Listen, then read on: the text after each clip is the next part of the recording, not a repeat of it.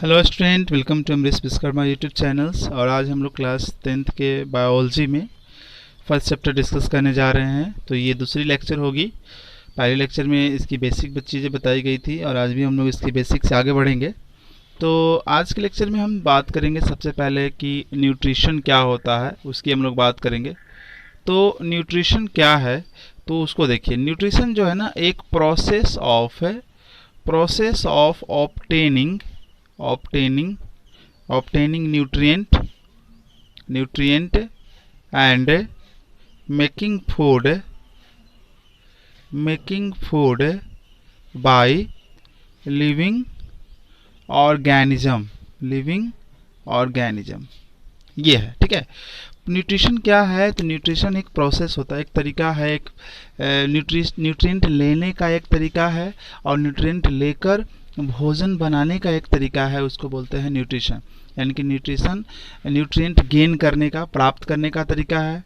Nutrient का मतलब होता है जैसे कार्बोहाइड्रेट, जैसे फैट, है ना, प्रोटीन, मिनरल्स, वाइटामिन्स। ठीक है। तो न्यूट्रिशन क्या है? न्यूट्रिशन जो है लिविंग थिंग के द्वारा, जीवित प्राणी के द्वारा इन सारे चीज़ों को प्राप्त करना और इन सारे चीज़ों की मदद से भोजन तैयार करना, उसी को बोलते हैं न्यूट्रिशन। अभी हम स्टूडेंट बात करेंगे मोड ऑफ न्यूट्रिशन की बात करेंगे। मोड ऑफ न्यूट्रिशन का मतलब ये होता है कि कोई लिविंग थिंग जो है ना, लिविंग थिंग जो है किस तरह से अपना भोजन प्राप्त करता है, लिविंग थिंग किस तरह से अपना भोजन, अपना फूड ऑब्टेन करता है, उसके बेसिस पर उसी को बोलते हैं mode of nutrition. Mode of nutrition का मतलब how living organism obtain their food, living organism कैसे अपना भोजन प्राप्त करता है, that is known as mode of nutrition. तो मोड ऑफ न्यूट्रिशन के अंदर हम लोग दो बातें पढ़ेंगे। मोड ऑफ न्यूट्रिशन दो तरह का होता है, एक कहलाता है ऑटोट्रॉफिक न्यूट्रिशन कहलाएगा और दूसरा यहाँ जो कहलाएगा उसको बोलते हैं हेटेरोट्रॉफिक न्यूट्रिशन। हेटेरोट्रॉफिक न्यूट्रिशन बोलेंगे। ठीक है। तो सबसे पहले हम लोग बात करते हैं ऑटोट्रॉफिक न्यूट्रिशन की। सो स्टूडेंट, अभी हम लोग जानेंगे ऑटोट्रॉपिक न्यूट्रिशन क्या होता है। ऑटोट्रॉपिक न्यूट्रिशन तो ये दो वर्ड से मिलके बना हुआ है, एक है ऑटो और ये दूसरा है आपका ट्रॉफ। ठीक है। तो ऑटो का मतलब हो गया सेल्फ है और ट्रॉप का मतलब हो गया न्यूट्रिशन। ठीक है।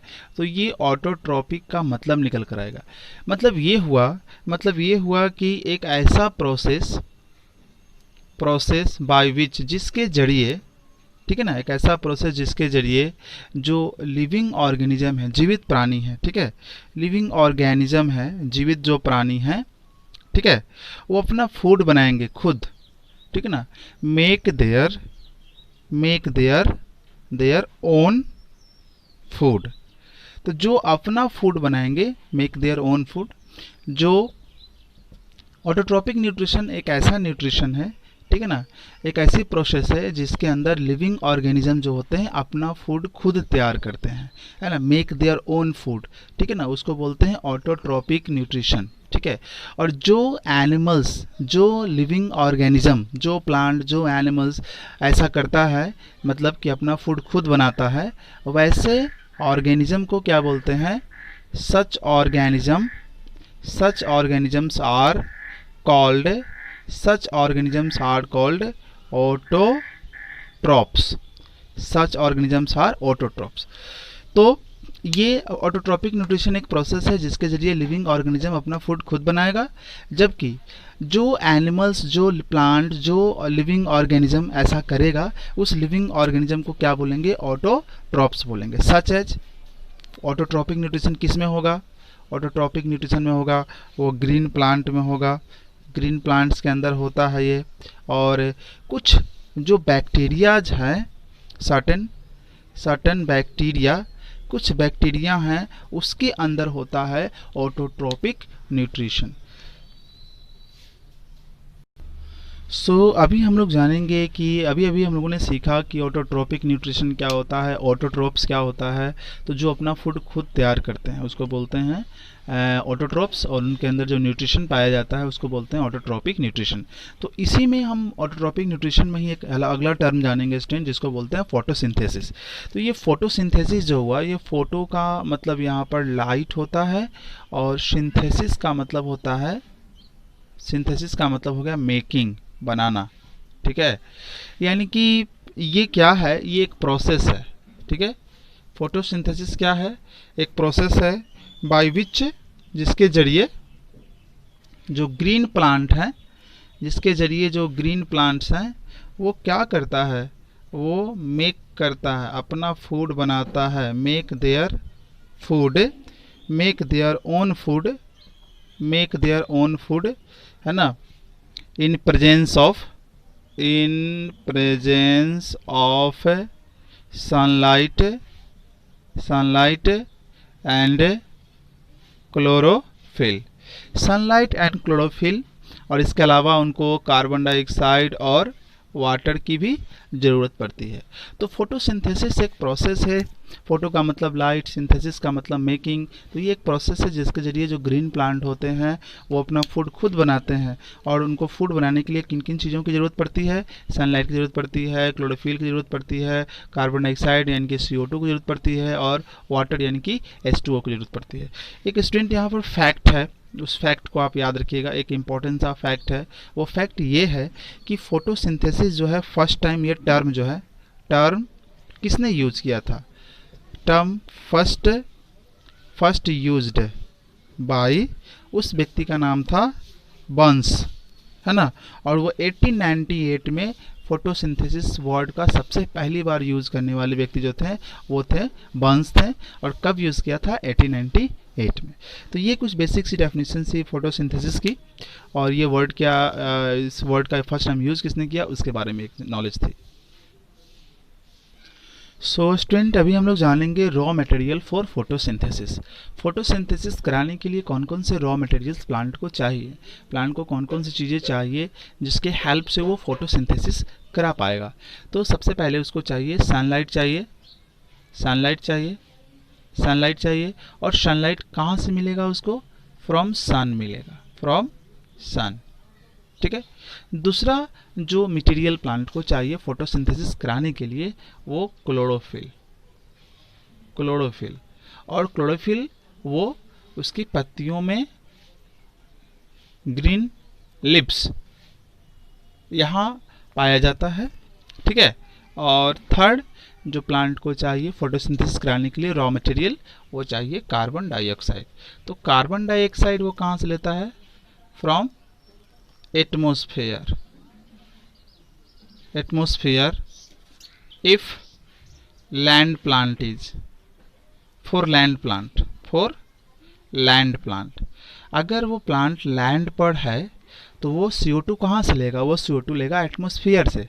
बट अगर वो आपका वाटर प्लांट है, अगर वाटर प्लांट है तब वो कहाँ से लेगा, from water, from water, water for water plant, water plant. ठीक है, वाटर प्लांट, ठीक है, जिसको हम लोग हाइड्रोफाइट भी बोलते हैं, हाइड्रोफाइट। ठीक है, एक्चुअली क्या होता है कि जो प्लांट आपका वाटर के अंदर रहता है वो उस कार्बन डाइऑक्साइड कहाँ से लेता है, वाटर में, क्योंकि वाटर में CO2 क्या होता है, डिजॉल्व होता है, तो वो यहीं से आपका ले पाता है CO2। ठीक है, और जो फोर्थ जो है सबसे इंपॉर्टेंट जो है वाटर, तो वाटर कहाँ से लेता है प्लांट, वो फ्रॉम सॉइल लेता है, थ्रू रूट्स। ठीक है ना, थ्रू रूट्स। और वहाँ पे एक टिश्यू होता है इसके लिए रिस्पॉन्सिबल, ये टिश्यू ही वाटर को कैरी करके ऊपर भेजता है प्लांट में, उसको बोलते हैं जाइलम टिश्यू। ठीक है, तो ये था स्टूडेंट की raw material for photosynthesis. Photosynthesis कराने के लिए कौन कौन से रॉ मटेरियल प्लांट को चाहिए। ठीक है, तो ये 4 इंपॉर्टेंट रॉ मटेरियल चाहिए जिसकी हेल्प से वो फोटोसिंथेसिस प्लांट करा सकता है। अभी हम बात करेंगे स्टूडेंट की फोटोसिंथेटिक रिएक्शन क्या होता है, उसके बारे में हम लोग बात करेंगे। तो फोटोसिंथेटिक रिएक्शन के बारे में बात करेंगे तो प्लांट को CO2 चाहिए, कार्बन डाइऑक्साइड प्लस उसको वाटर चाहिए, और और और उसे सनलाइट चाहिए और क्लोरोफिल। ठीक है, ये सारी चीज़ें रॉ मटेरियल के रूप में प्लांट को चाहिए। अब ये सारी चीज़ें आपस में रिएक्शन करती है, तो रिएक्शन करने के बाद क्या बनता है, तो रिएक्शन करने के बाद स्टूडेंट बनता है यहाँ पर प्रोडक्ट में हमारा C6H12O6 plus O2 plus H2O, ये सारी चीज़ें बनता है, जिसमें इसको क्या बोलते हैं हम लोग, इसको बोलते हैं ग्लूकोज। ग्लूकोज है हमारा ये। ग्लूकोज क्या होता है, एक तरह का ग्लूकोज एक तरह का कार्बोहाइड्रेट होता है। ठीक है, और क्या बनता है जब प्लांट फोटोसिंथेसिस करता है तो प्रोडक्ट के रूप में क्या बनता है, ऑक्सीजन बनती है। फिर उसके बाद क्या बनता है, वाटर। ठीक है, तो ये जो है प्लांट का क्या हुआ, ये प्लांट का फूड हुआ, और ये दोनों प्लांट के लिए क्या हो गए, ये दोनों प्लांट का बाई प्रोडक्ट हुआ। बाई प्रोडक्ट का मतलब ये प्लांट के लिए वेस्ट एक तरह से हुआ। ठीक है, ये प्लांट के लिए वेस्ट हुआ, इसलिए प्लांट क्या करता है, इनको रिलीज आउट करता है, रिलीज्ड आउट, इसको एटमॉस्फेयर में इनटू द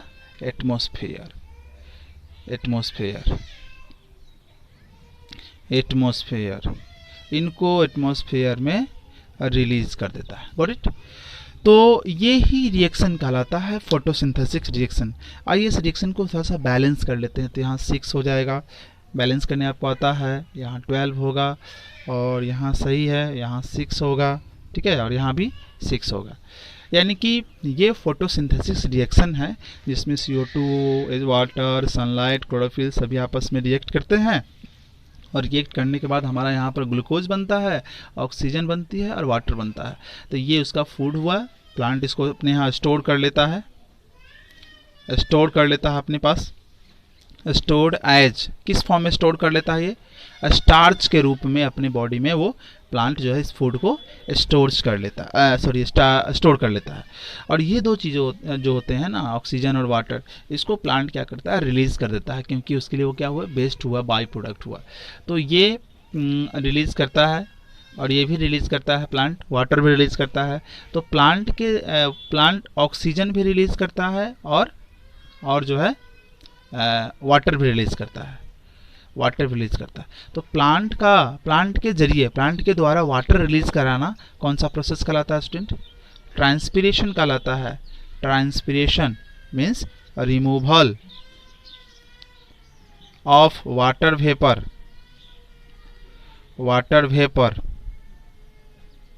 फ्रॉम प्लांट्स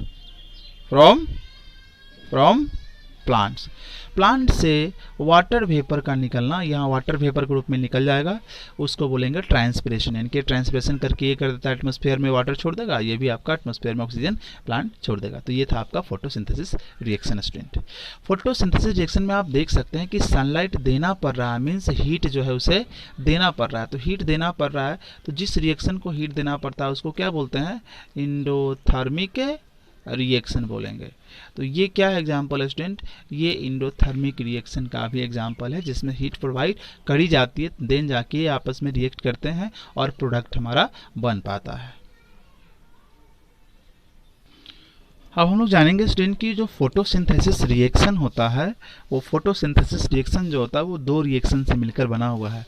इसके फोटोसिंथेसिस रिएक्शन जो होता है वो 2 स्टेप में होता है, ऐसे बोल सकते हैं आप। ठीक है, तो ये 2 स्टेप में होता है। तो पहला जो स्टेप इसका होता है उसको कहते हैं, है ना, उसको बोलते हैं लाइट रिएक्शन इसको कहेंगे। पहला स्टेप को बोलेंगे लाइट रिएक्शन, और the second step is known as dark reaction. ठीक है, अब ये 2 तरह से फोटोसिंथेसिस हैपेंस इन 2 वेज। ठीक है, one of them is light reaction, another is dark reaction. So light reaction is also called, है ना, हिल्स रिएक्शन। ओके, इसको लाइट रिएक्शन का ही दूसरा नाम है हिल रिएक्शन। एक्चुअली हिल नाम इसलिए पड़ा क्योंकि इसको एक साइंटिस्ट ने इसको डिस्कवर किया था, जिसका नाम था रॉबर्ट हिल। तो रॉबर्ट हिल साहब ने 1940 में ये बताया था कि फोटोसिंथेसिस रिएक्शन का जो है एक लाइट रिएक्शन भी होता है, लाइट पार्ट भी होता है, एक डार्क पार्ट भी होता है, तो इसलिए इसको नाम दिया गया हेल रिएक्शन। तो अभी स्टूडेंट हम जानेंगे कि फोटोसिंथेसिस रिएक्शन के बारे में हम लोगों ने पढ़ लिया अभी तक। अभी हम जानेंगे कि इस रिएक्शन में क्या होता है, इस रिएक्शन में क्या होता है, वो सारी चीज़ें हम लोग सीखेंगे। ठीक है स्टूडेंट, लाइट रिएक्शन अभी हम लोग जानेंगे लाइट रिएक्शन के बारे में, हिल रिएक्शन के बारे में, और इसी को एक और नाम दिया गया है एनर्जी ट्रैपिंग रिएक्शन। तो इस रिएक्शन को समझने से पहले हमको ये जानना पड़ेगा जो क्लोरोप्लास्ट जो हमारा होता है, क्लोरोप्लास्ट के बारे में हम लोग ये जान लेते हैं। ठीक है, क्लोरोप्लास्ट जो होता है, एक्चुअली क्लोरोप्लास्ट क्या है कि वो डबल जो है ना, देखिए आप दे सकते हैं कि डबल मेम्ब्रेन का, ये अंदर का मेम्ब्रेन या बाहर का मेम्ब्रेन है। तो ये क्लोरोप्लास्ट क्या होता है, एक तरह का डबल मेम्ब्रेन बाउंड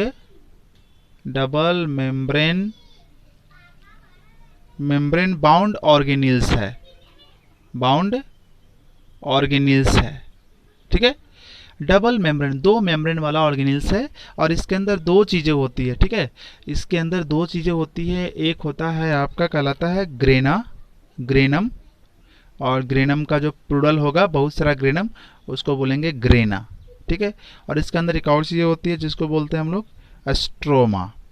ठीक है, तो अब आते हैं इसके अंदर हम लोग, और इसके अंदर कलर भी एक पाया जाएगा, ग्रीन पिगमेंट पाया जाएगा इसके अंदर, तो जिसको हम लोग बोलते हैं क्लोरोफिल। ठीक है, और क्लोरोफिल जो होता है ना, वो क्लोरोफिल क्या होता है, वो क्लोरोफिल, मैं शॉर्ट में लिख दे रहा हूँ, क्लोरोफिल पैक्ड, जमा रहता है, पैक्ड इनसाइड है ना, स्ट्रक्चरल, ऐसे कर सकते हैं, packed inside a flattened sack. ठीक है, फ्लैटेंड सैक। अब क्या होता है, जो क्लोरोफिल जो होता है ना, वो एक छोटी सी चिपटी सी थैली में बंद रहता है, जैसे कि आप डायग्राम में देख सकते हो, ये सब जो है, ये क्या है, एक फ्लैटेन से चिपटी हुई थैली है। इसी थैली के अंदर जो होता है हमारा क्लोरोफिल जमा रहता है। ऐसे ही थैली को दिखाया जाएगा, सब आपस में एक दूसरे से चिपके हुए हैं ऐसे। ठीक है ना, एक ये थैली, इसी के अंदर क्लोरोफिल है आपका, ग्रीन पिगमेंट, इसके अंदर क्लोरोफिल होता है, और इस थैली को क्या बोलते हैं स्टूडेंट, इस थैली को कहा जाता है, ये थैली जो हमारा होता है ना, वो कहलाता है थैलाक्वाइड कहलाएगा स्टूडेंट, थैलाक्वाइड कहलाएगा। एक थैली को बोलेंगे थैलाक्वाइड, और यहाँ पर बहुत सारी थैली आपस में एक दूसरे से कनेक्टेड हैं, तो इसको क्या बोलेंगे, इसको बोलेंगे ग्रुप ऑफ थैलाक्वाइड, बहुत सारा थैलाक्वाइड है।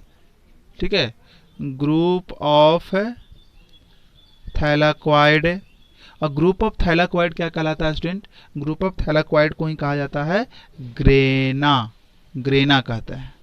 ठीक है, तो एक साथ बहुत सारा थैलाक्वाइड जहां होगा उसको ग्रेना बोलेंगे। ठीक है, तो ये आप, अगर मैं डायग्राम के थ्रू आपको दिखाना चाहूं, तो ये हमारा जो हो गया, ये हमारा हो गया ग्रेना,